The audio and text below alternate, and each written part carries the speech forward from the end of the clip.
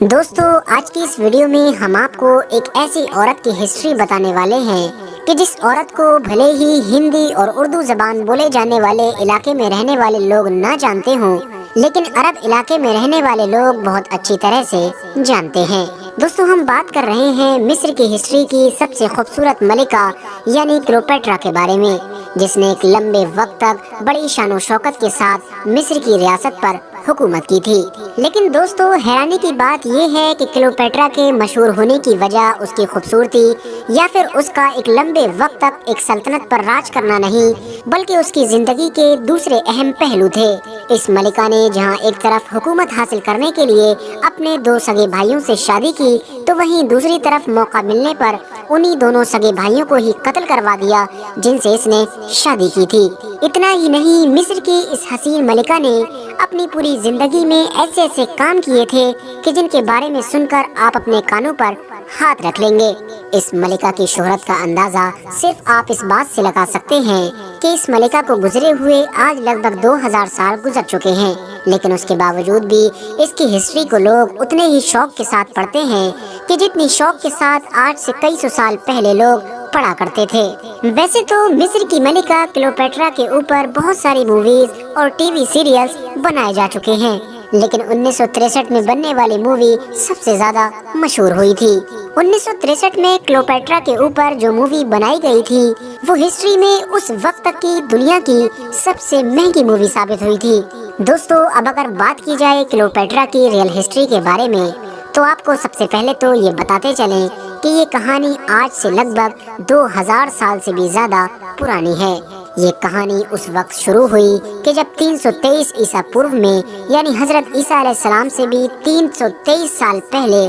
دنیا کے سب سے بڑے وجیتاؤں میں سے ایک وجیتا سکندر کی موت ہوئی تھی۔ سکندر کی موت کے بعد کیونکہ اس کا کوئی بھی زندہ وارث موجود نہیں تھا، اسی لیے اس کی پوری بڑی سلطنت اس کے سارے گورنرز نے آپس میں ہی بانٹ لی تھی، اور اس طرح سے مصر کا پورا علاقہ سکندر اعظم کے ایک وفادار گورنر جس کا نام پٹولمی تھا اس کے حصے میں آیا، اور بس یہیں سے مصر میں ایک نئی حکومت کا آغاز ہوا، ایک ایسی حکومت کہ جس نے اگلے 300 سالوں تک مصر پر راج کیا تھا۔ دوستو ویسے تو مصر کی سلطنت میں شروع میں تو بہت اچھے اور عقل مند حکمران آئے، لیکن پھر دھیرے دھیرے جیسے جیسے وقت گزرتا گیا اس سلطنت میں آنے والے حکمران بھی عیاش اور بزدل ہونے لگے، اور اب دھیرے دھیرے مصر کی یہ سلطنت کمزور ہوتی چلی گئی، اور اب وہ وقت آ چکا تھا کہ جب پوری دنیا میں روم کی سلطنت کا بول بالا تھا۔ اس دور میں روم سلطنت دنیا کی ایک طاقتور سلطنت بن کر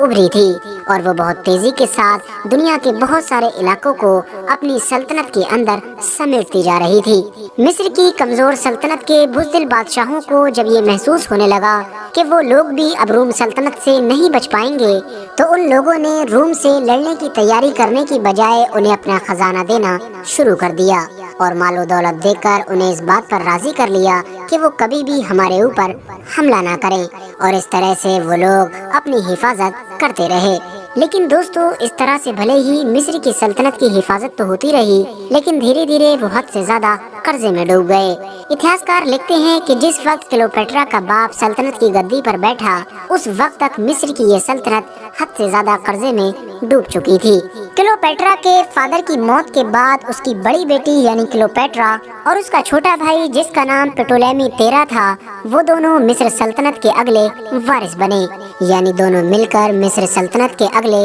حکمران بنے۔ اس کے بعد ان دونوں نے آپس میں شادی کر لی۔ حالانکہ دوستو سگے بھائی بہن کی شادی کے بارے میں سن کر حیران ہونے کی بات نہیں ہے، کیونکہ یہ بھلے ہی آج کے دور میں ایک حیران کر دینے والی بات ہو، لیکن اس دور میں مصر کی تہذیب میں اسے ایک جائز کام سمجھا جاتا تھا، یعنی اسے ایک صحیح اور اچھا کام سمجھا جاتا تھا۔ اس کام کو اکثر اپنی سلطنت کو بچانے کے لیے کیا جاتا تھا، تاکہ ہماری سلطنت شادی کرنے کی وجہ سے کسی دوسرے انسان کے ہاتھ میں نہ جا سکے۔ دوستو کلیوپیٹرا اور اس کے چھوٹے سگے بھائی کی یہ شادی شدہ زندگی کچھ دنوں تک تو بہت اچھی چلتی رہی، لیکن پھر دھیرے دھیرے ان دونوں کے بیچ جھگڑا ہونا شروع ہو گیا۔ یہ چھوٹا سا جھگڑا دھیرے دھیرے اتنا خطرناک روپ لیتا چلا گیا کہ ایک وقت ایسا بھی آیا کہ جب کلیوپیٹرا کو اپنے چھوٹے بھائی سے جان بچانے کی خاطر راتوں رات مصر چھوڑ کر سیریا کی طرف بھاگنا پڑا، اتفاق سے انہی دنوں میں ہی دنیا کی طاقتور سلطنتوں میں سے ایک سلطنت یعنی روم سلطنت کے دو سپہ سالاروں میں آپس میں لڑائی چل رہی تھی، جن میں سے ایک کا نام پومپئی تھا اور دوسرے کا نام جولیس سیزر تھا۔ روم سلطنت کی اس جنگ میں پومپئی کی ہار ہوئی۔ وہ جولیس سیزر سے اپنی جان بچانے کی خاطر بھاگتا ہوا مصر پہنچ گیا اور مصر پہنچ کر مصر کے حکمران یعنی کلیوپیٹرا کے بھائی سے یہ ریکویسٹ کی کہ وہ اس کی جان بچائے، لیکن کلیوپیٹرا کے بھائی نے اس کی جان بچانے کی بجائے اسے قتل کروا دیا۔ وہیں دوسری طرف پومپئی کا پیچھا کرتے ہوئے جولیس سیزر بھی مصر میں پہنچ گیا تھا۔ مصر پہنچ کر کچھ دن رکنے کے بعد جب جولیس سیزر کو اس بات کی خبر ہوئی کہ اس کا دشمن پومپئی تو پہلے ہی مارا جا چکا ہے تو اسے بہت خوشی ہوئی اور اس نے خوشی میں کچھ دن اور مصر میں رکنے کا فیصلہ کیا۔ لیکن دوسری طرف سیریا میں چھپتی چھپاتی پھر رہی کلیوپیٹرا کو جب اس بات کی خبر ہوئی کہ روم سلطنت کا ایک گورنر جس کا نام جولیس سیزر ہے وہ مصر کے محل میں آیا ہوا ہے، تو اس نے فوراً اپنا ایک نیا پلان تیار کیا اور کلیوپیٹرا چھپتی چھپاتی کسی بھی طرح سے مصر کے محل کے اس کمرے میں پہنچنے میں کامیاب ہو گئی تھی کہ جس کمرے میں روم سلطنت کا طاقتور گورنر یعنی جولیس سیزر ٹھہرا ہوا تھا۔ جیسے ہی کلیوپیٹرا پر جولیس سیزر کی پہلی نظر پڑی تو وہی ہوا کہ جو کلیوپیٹرا چاہتی تھی، یعنی جولیس سیزر پہلی نظر میں ہی کلیوپیٹرا کی خوبصورتی کا دیوانہ ہو گیا اور اس کے لیے کچھ بھی کرنے کے لیے تیار ہو گیا۔ لہذا کلیوپیٹرا نے اپنے آپ کو جولیس سیزر کے حوالے کرنے سے پہلے مصر کا تخت حاصل کرنے کی شرط رکھی، جس کی وجہ سے جولیس سیزر نے بھی کلیوپیٹرا کو اس بات کا یقین دلایا کہ وہ اسے ہر حال میں مصر کی گدی پر بٹھال کر رہے گا۔ جب کلیوپیٹرا اور جولیس سیزر کے اس گٹھ جوڑ کی خبر اس کے بھائی تک پہنچی تو اس نے فوراً ان دونوں کے خلاف اعلان جنگ کر دیا اور یہ حکم جاری کیا کہ کلیوپیٹرا اور جولیس سیزر کو ہر حال میں قتل کر دیا جائے۔ لیکن دوستو، بھلا مصر جیسی ایک کمزور سلطنت کا حکمران روم جیسی مضبوط سلطنت کے گورنر سے کیسے مقابلہ کر سکتا تھا؟ اسی لیے اس جنگ میں کلیوپیٹرا کے بھائی کی ہار ہوئی اور وہ دریائے نیل میں ڈوب کر مارا گیا۔ اپنے بھائی کی موت کے بعد کلیوپیٹرا اب مصر کی ملکہ بنی۔ لیکن دوستو، کیونکہ اس دور میں مصر کی سلطنت میں یہ رواج تھا کہ سلطنت کے وارثوں کو آپس میں شادی کرنا ہی پڑتی تھی، لہٰذا اسی مجبوری میں کلیوپیٹرا کو اب اپنے دوسرے چھوٹے بھائی سے شادی کرنا پڑی۔ بھلے ہی کلیوپیٹرا نے اپنے دوسرے چھوٹے بھائی سے شادی کر لی تھی، لیکن وہ اپنی پوری زندگی اس جولیس سیزر کے ساتھ گزارا کرتی تھی کہ جس جولیس سیزر نے اسے مصر کا تخت حاصل کرنے میں مدد کی تھی۔ حالانکہ مصر میں رہنے والے زیادہ تر لوگ کلیوپیٹرا اور جولیس سیزر کے اس رشتے سے خفا رہا کرتے تھے، لیکن بھلا وہ ایک ملکہ تھی اور ملکہ کے سامنے اپنی زبان کون کھول سکتا تھا؟ کچھ وقت کے بعد جولیس سیزر اور کلیوپیٹرا کی ایک اولاد بھی ہوئی تھی۔ کلیوپیٹرا اور اپنی اس ناجائز اولاد کے ساتھ کچھ وقت مصر میں گزارنے کے بعد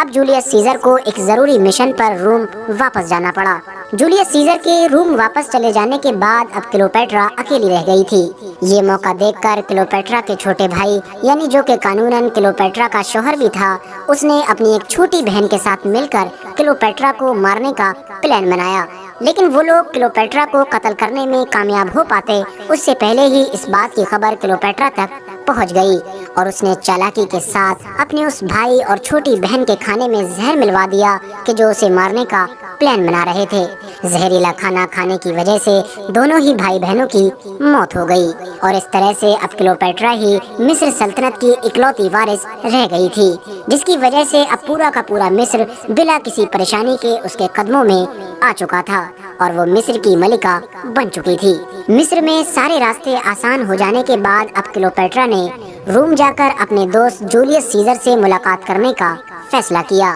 کلیوپیٹرا جب روم پہنچی تو اس کا استقبال ایک ملکہ کی طرح کیا گیا، لیکن دوستو پریشانی کی بات یہ تھی کہ روم کے زیادہ تر وزیر اور جرنیلز کلیوپیٹرا اور جولیس سیزر کے اس رشتے سے خفا رہا کرتے تھے، کیونکہ ان کا یہ ماننا تھا کہ جولیس سیزر ایک عورت کو حد سے زیادہ اہمیت دے رہا ہے اور کہیں نہ کہیں جولیس سیزر کلیوپیٹرا کو ہی پورے روم کا حکمران بنانا چاہتا ہے اور ہم کسی بھی حالت میں ایک عورت کی حکمرانی اپنے اوپر برداشت نہیں کر سکتے ہیں۔ اس کی وجہ سے روم کے شاہی محل میں رہنے والے زیادہ تر لوگوں نے جولیس سیزر اور کلیوپیٹرا کے خلاف سازشیں کرنا शुरू कर दी थी। और फिर एक दिन वो भी आया कि जब बहुत सारे लोगों ने मिलकर जूलियस सीजर के ऊपर हमला कर दिया और इस हमले में जूलियस सीजर की मौत हो गई। जूलियस सीजर की मौत के बाद अब क्लियोपेट्रा को ये खतरा सताने लगा था कि कहीं रोम के शाही महल में मुझे और मेरे बेटे के जो कि जूलियस सीजर की नाजायज औलाद भी था उसे कत्ल न कर दिया जाए। इसीलिए क्लियोपेट्रा ने अब एक नया मंसूबा बनाया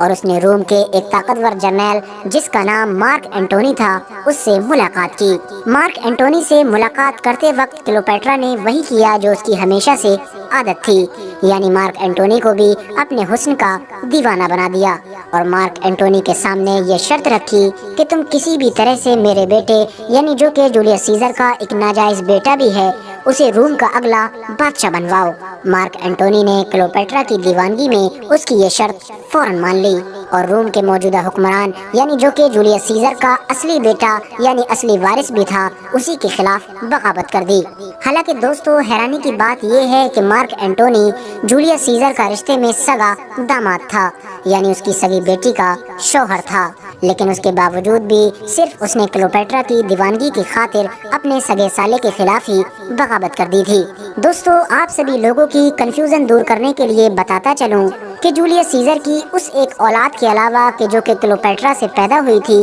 और भी औलादें थी जो कि उसकी अपनी बीवी से थी और उन्हीं जायज औलादों में से ही उसका एक बेटा उसके मरने के बाद रोम का अगला बादशाह बना था और उसी के खिलाफ क्लियोपेट्रा ने मार्क एंटोनी के साथ मिलकर बगावत की थी। मगर बदकिस्मती से क्लियोपेट्रा और मार्क एंटोनी की फौज को जूलियस सीजर के बेटे की फौज से बड़ी जबरदस्त हार का सामना करना पड़ा। इस हार के बाद जहां एक तरफ क्लियोपेट्रा को कैद में डलवा दिया गया तो वहीं दूसरी तरफ मार्क एंटोनी ने भी खुदकुशी कर ली। कैद हो जाने के बाद क्लियोपेट्रा भी अपनी इस हार को बर्दाश्त न कर सकी और आखिरकार उसने भी कैद के अंदर ही सिर्फ और सिर्फ 39 साल की उम्र में ही खुदकुशी कर ली थी। उसकी खुदकुशी को लेकर आज भी ज्यादातर इतिहासकार अपनी अलग अलग राय रखते हैं। बहुत सारे इतिहासकारों का मानना है कि उसने जहर पीकर जान दी थी। वहीं दूसरी तरफ कुछ इतिहासकार ये भी मानते हैं कि उसने अपने आप को एक सांप से ढसवा लिया था जिसकी वजह से कुछ देर बाद ही उसकी